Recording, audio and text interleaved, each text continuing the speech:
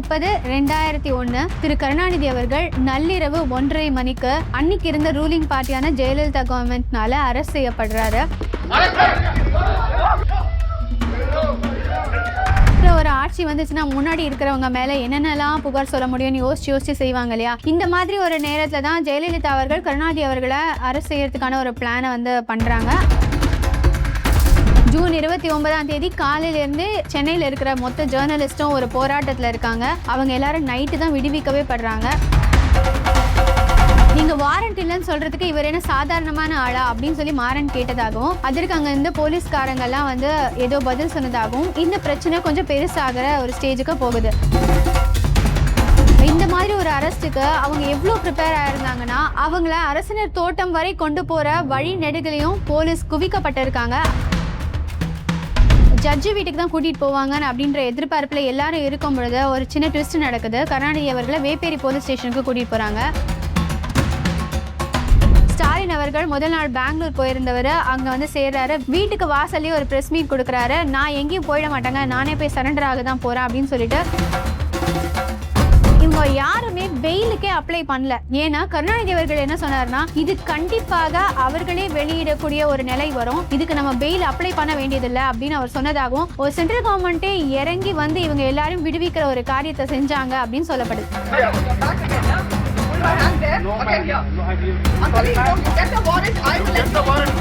உங்களுக்கும் ஜெயலலிதாக்கும் அப்படி என்னங்க பகை? இந்த மாதிரி நள்ளிரவுல உங்களை அரெஸ்ட் பண்ற அளவுக்கு அப்படி என்ன பகை அப்படின்னு கேக்குறாங்க. எனக்கும் அவங்களுக்கும் என்னங்க பகை? நான் என்ன அவங்களோட வளர்ப்பு மகனா அப்படின்னு சொல்றாரு. அப்பதான் ஜெயலலிதா அவர்களுடைய வளர்ப்பு மகனை அவங்களே கஞ்சா வழக்குல அரெஸ்ட் பண்றாங்க. இந்த கேஸ் ஒண்ணுமே இல்லை அப்படின்னாலுமே கூட அன்னைக்கு நடந்த அந்த அரெஸ்ட் அதுக்கு முன்னாடி இந்திய வரலாற்றிலேயே அந்த மாதிரி ஒரு அரெஸ்ட் நடக்கல.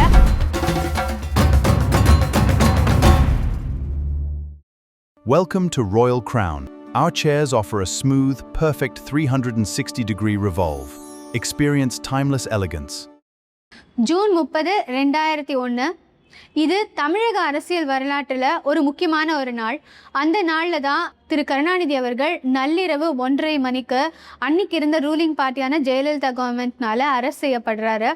இது இன்னைக்கும் கூட திமுக காரங்களுக்கு சும்மா நினச்சி பார்த்தா கூட ஒரு தூக்கமின்மையும் அதிர்ச்சியும் கொடுக்கக்கூடிய ஒரு அலப்பறையான ஒரு செய்தினே சொல்லலாம்.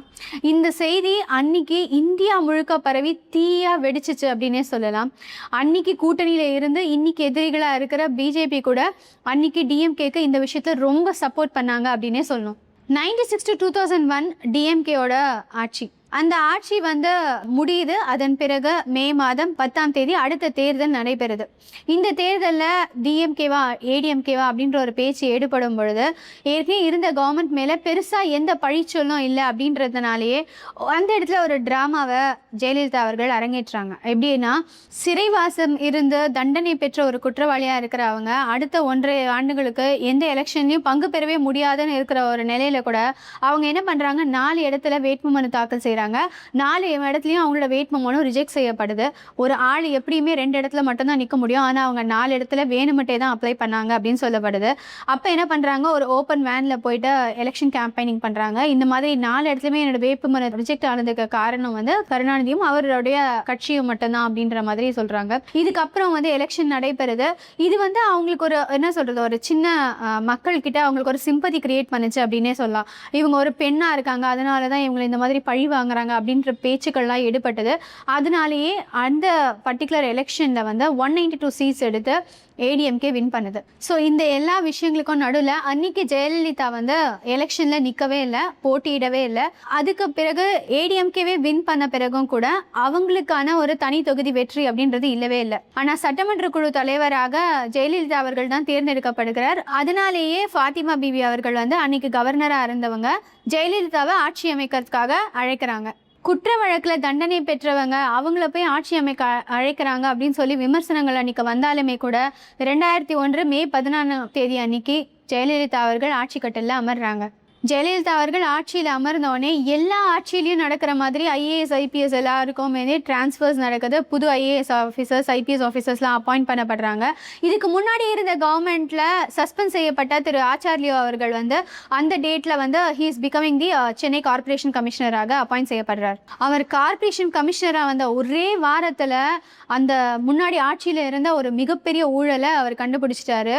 இன்றைக்கெல்லாம் பல வருஷம் ஆனாலும் பல ஊழல்களை கண்டுபிடிக்க முடியாமையே தான் இருக்குது. ஆனால் ஒரே வாரத்தில் மிகப்பெரிய ஊழலை கண்டுபிடிச்ச அளவுக்கு புத்திசாலி அவர் என்ன பண்ணுறாருன்னா, அன்றைக்கி மேம்பாலம் கட்டினதில் ஒரு 12 கோடி ரூபாய் ஊழல் இருக்குது. இந்த 12 கோடி ரூபாய் ஊழலுக்காக திரு கருணாநிதி அவர்கள் மேலேயும், அதற்கு முன்னாடி உள்ளாட்சித்துறை அமைச்சராக இருந்த திரு கோசிமணி அவர்கள் மேலேயும், மேயராக இருந்த திரு ஸ்டாலின் மேலேயும் எஃப்ஐஆர் பதியப்படுது. வழக்கம் போல் ஒரு ஆட்சி வந்துச்சுன்னா முன்னாடி இருக்கிறவங்க மேலே என்னென்னலாம் புகார் சொல்ல முடியும்னு யோசிச்சு செய்வாங்க இல்லையா?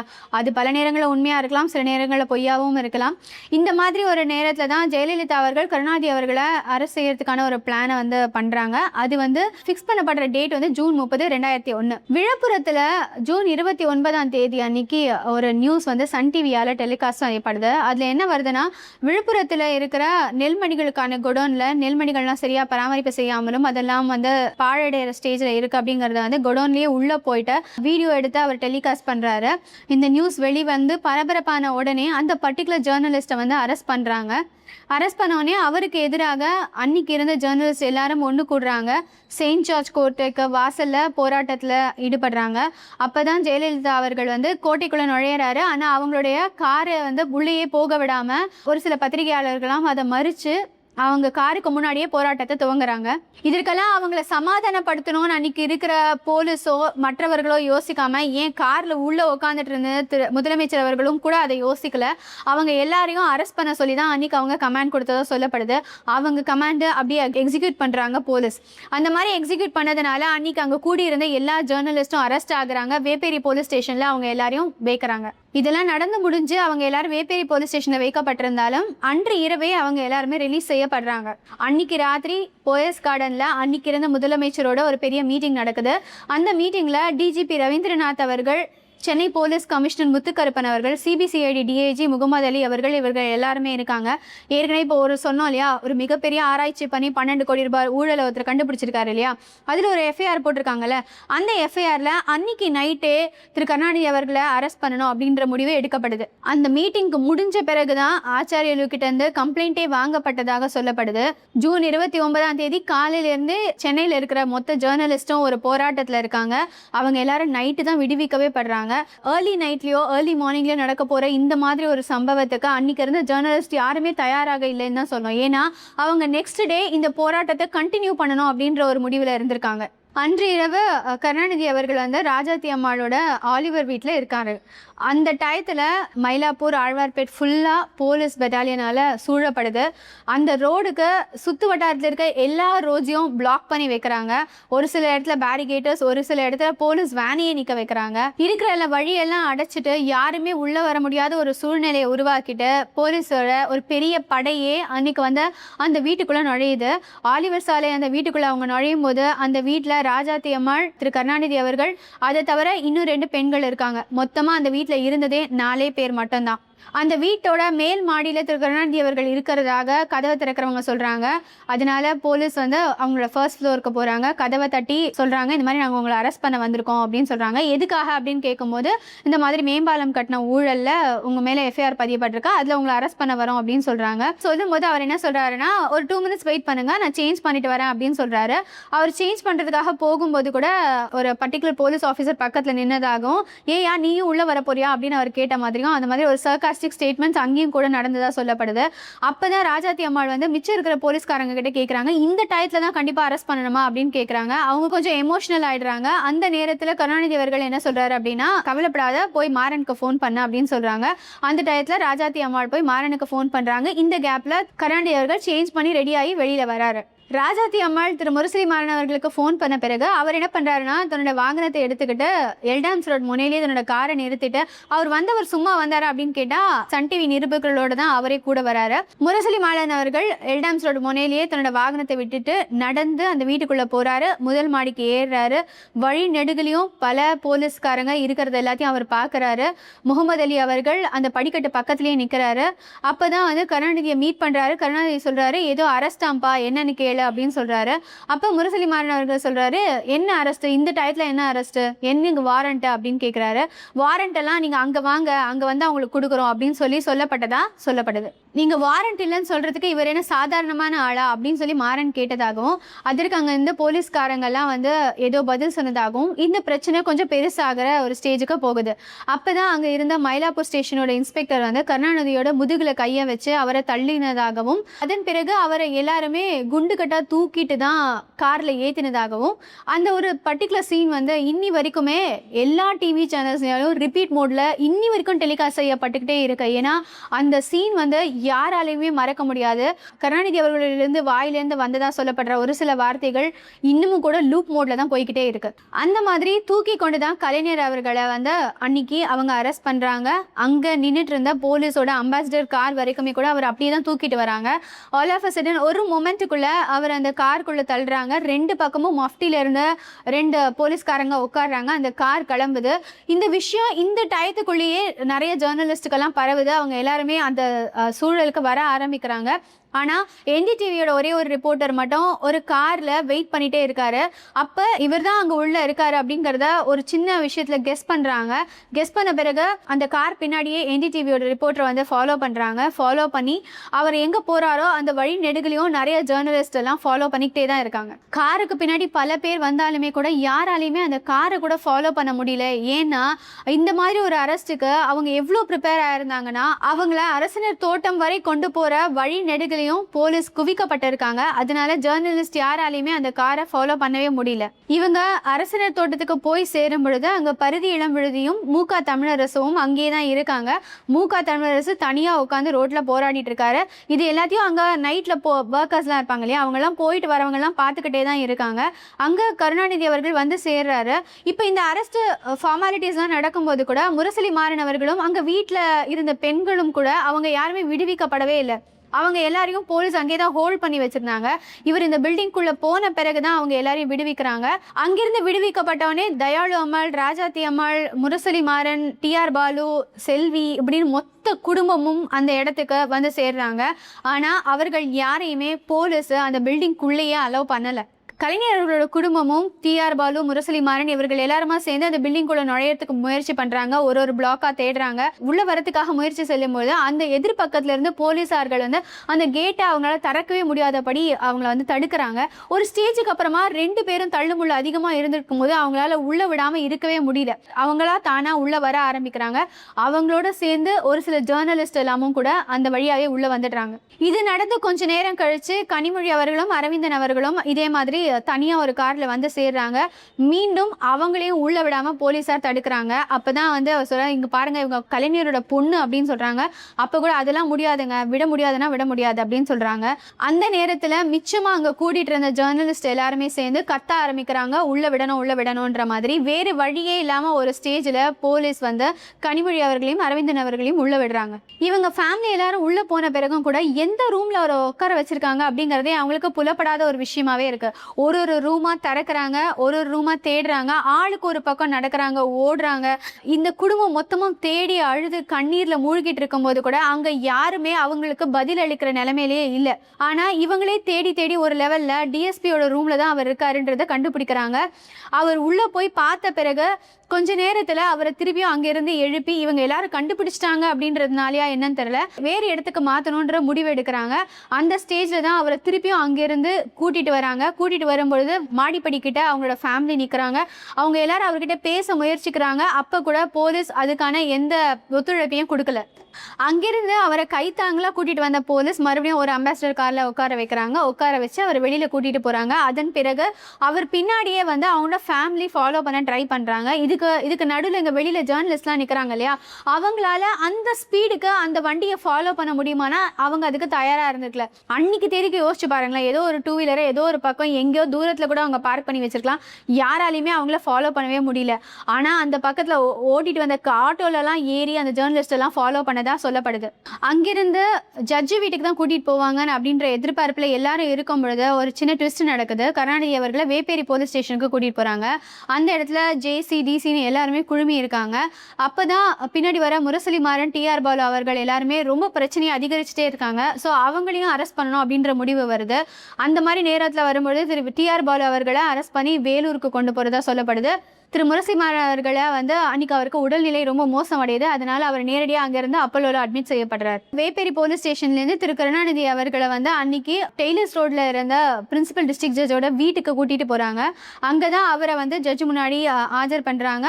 அவரை ஜட்ஜு வீட்டுக்கு கூட்டிட்டு போற கேப்ல அங்கே இருந்த ஜேர்னலிஸ்ட்லாம் என்ன யோசிக்கிறாங்கன்னா, எப்படியுமே இதுக்கப்புறம் அவர் சென்ட்ரல் ஜெயிலுக்கு தான் கூட்டிட்டு வர போறாங்க. ஸோ அதனால நம்ம எல்லாரும் இங்கிருந்து சென்ட்ரல் ஜெயில் போயிடலாம் அப்படின்னு சொல்லி முடிவு பண்றாங்க. அவங்கெல்லாம் அங்கே போறாங்க. இப்போ ஜட்ஜு முன்னாடி ஆஜர்படுத்தப்பட்ட திரு கருணாநிதி அவர்களுக்கு மெடிக்கல் டெஸ்ட் எடுத்துட்டு சென்ட்ரல் ஜெயில் கூட்டிட்டு போங்க அப்படின்னு சொல்லி ஜட்ஜு சொல்றாரு.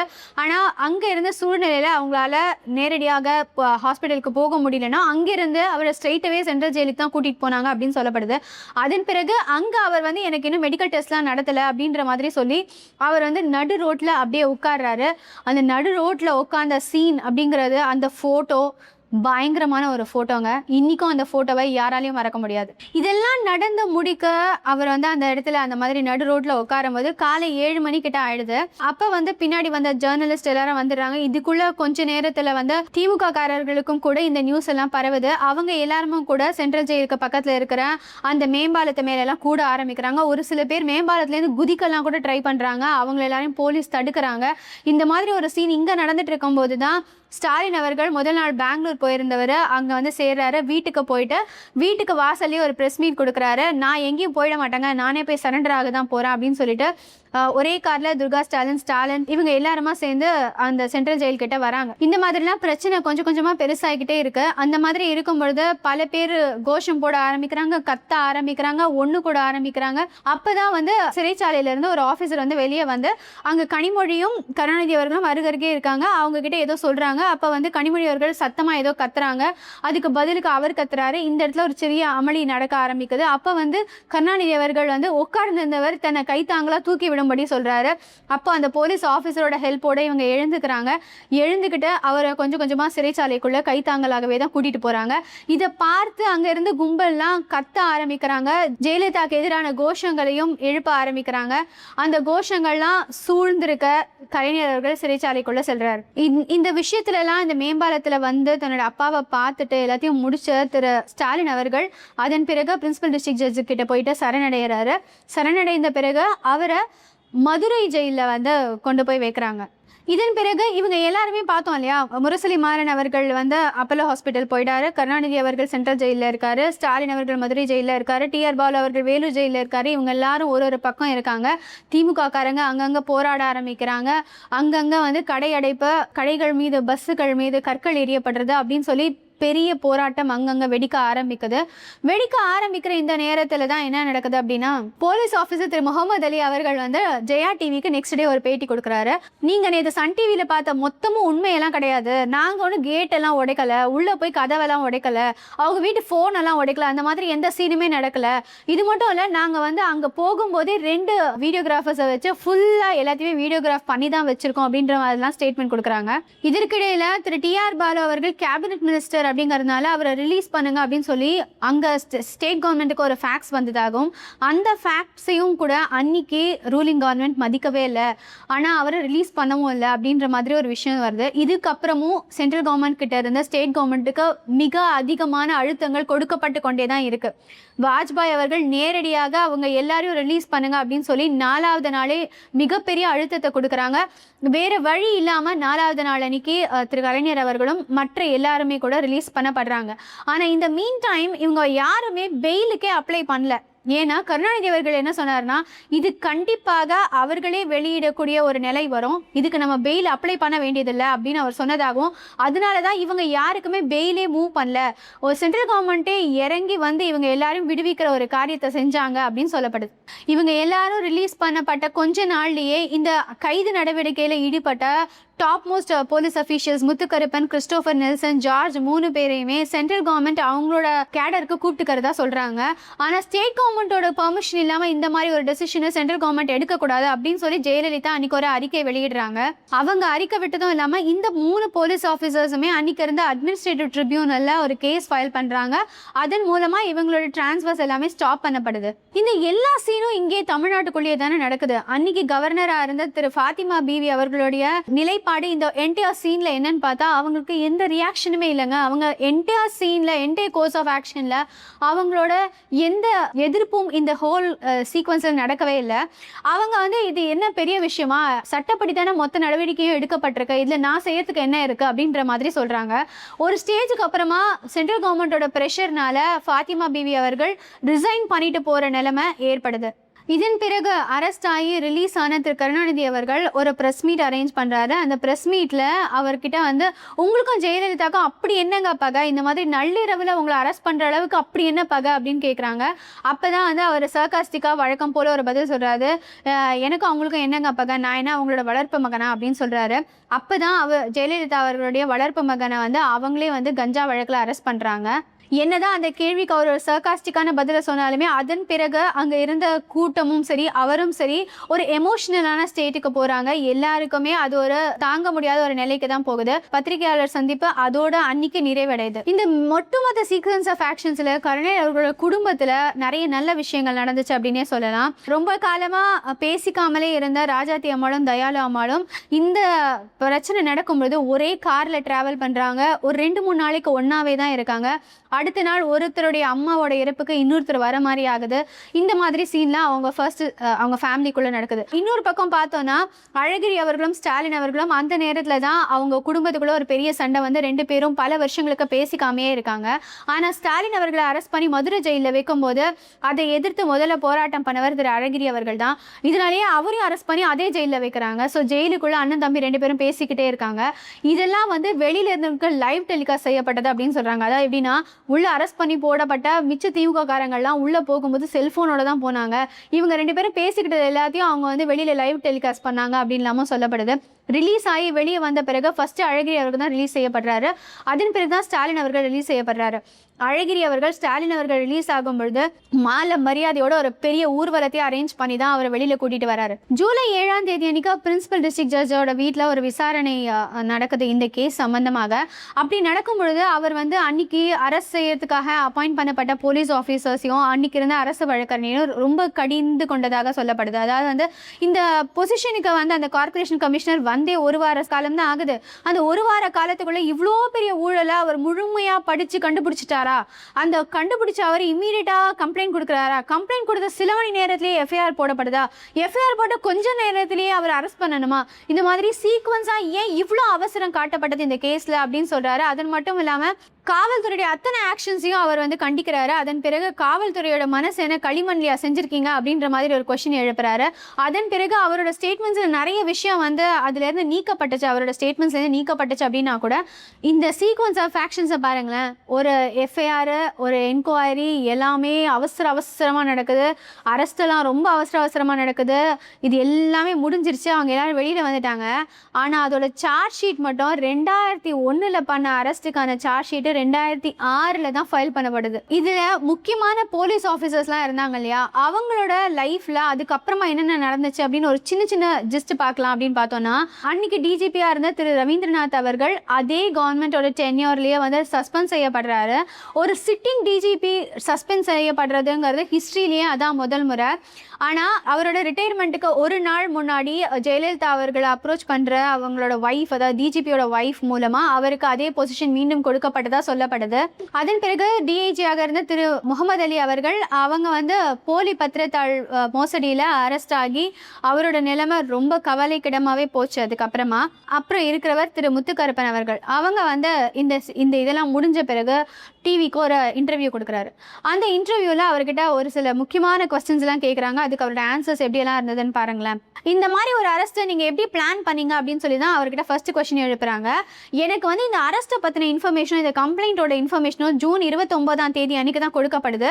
ஒரே நாளில் அப்படிங்கிறதுனால ஒரு குறிப்பிட்ட டாப் லெவல் ஆஃப் அஃபிஷியல்ஸ்க்கு மட்டும்தான் நான் கூப்பிட்டு இந்த இன்ஃபர்மேஷனை சொல்கிறேன். அவங்களுக்கு அவங்க செய்ய வேண்டிய வேலை என்ன அப்படிங்கிறத மட்டும்தான் டெசிக்னேட் பண்ணி நான் கொடுக்குறேன். ஸோ அவங்களோட ஒர்க்கை கண்டினியூ பண்ணாங்க, அவ்வளோதான் அப்படின்னு சொல்கிறாரு. இந்த மாதிரி நள்ளிரவில் இந்த அரெஸ்ட்டை ஏன் பண்ணணும் அப்படின்னு கேட்குறாங்க. அப்போ அவர் சொன்ன பதில் வந்து, இந்த மாதிரி ஒரு விவிஐபியை நான் வந்து பகலில் போய் அரெஸ்ட் பண்ணுறேன்னா லா அண்ட் ஆர்டர் எவ்வளோ வெகுவாக பாதிக்கும்னு யோசிச்சு பாருங்கள். அதனால மோஸ்ட் ஆஃப் த டைம் இந்த மாதிரி அரெஸ்ட்லாம் நைட்டில் மட்டும்தான் நடக்கும் அப்படின்ற ஒரு எக்ஸ்ப்ளனேஷன் கொடுக்குறாரு. அதுக்கப்புறம் நீங்கள் வந்து இந்த மாதிரி நள்ளிரவில் போகும்போது அவங்க கதவெல்லாம் உடைச்சிங்களா அப்படின்ற மாதிரி கேள்வியெல்லாம் கேட்கும்போது அவர் என்ன சொல்கிறாருன்னா, இல்லைங்க அந்த மாதிரிலாம் ஒரு சீனே நடக்கலை. நாங்கள் வந்து அந்த வீட்டு வாசலுக்கு போகிறோம், வாசலே கிட்டத்தட்ட 1.5 மணி நேரம் நிற்கிறோம், அதுக்கப்புறமா தான் எங்களுக்கு கதவே திறக்கப்படுது அப்படின்னு சொல்கிறாரு. நீங்கள் இந்த மாதிரி ஒரு ஆக்ஷன் எடுக்கும் பொழுது கருணாநிதி அவர்களை ஒரு குற்றவாளி போல தூக்கிட்டு வர வேண்டிய அவசியம் ஏன் ஏற்பட்டுச்சு அப்படின்னு கேட்குறாரு. அப்போ வந்து அவர் என்ன பதில் சொல்கிறாருன்னா, நீங்களே யோசிச்சு பாருங்கள், எங்களுக்கும் கூட அந்த மாதிரி ஒரு ஐடியாவே இல்லைங்க. நாங்கள் உள்ளே போகும்பொழுது அந்த மாதிரி ஒரு பர்சனை வந்து ஒரு துளி அடியோ கீரலோ இல்லாமல் கூட தான் அவரை வெளியில் கூட்டிகிட்டு வரணும்னு நாங்கள் ஆசைப்பட்டோம். ஆனால் அங்கே நடந்த சீனே வேறு, எங்களுக்கு வேறு வழி இல்லாமல் தான் அவர் அந்த மாதிரி தூக்கி கொண்டு வெளியே வர வேண்டிய நிலைமை ஏற்பட்டுச்சு அப்படின்னு சொல்கிறாரு. அப்போ தான் அவர் சொல்கிறாரு, இந்த மாதிரி நாங்கள் அன்றைக்கி நடந்த எல்லா இன்ஃபர்மேஷன்ஸுமே நாங்கள் வந்து 2 வீடியோகிராஃபர்ஸை வச்சு வீடியோகிராஃப் பண்ணி வச்சுருக்கோம் அப்படின்னு சொல்கிறாரு. இந்த வீடியோகிராஃப் எல்லாமே வந்து அன்னைக்கு தேதிக்கு பத்திரிகையாளர்கள் எல்லாருக்கும் கொடுக்கப்பட்டது.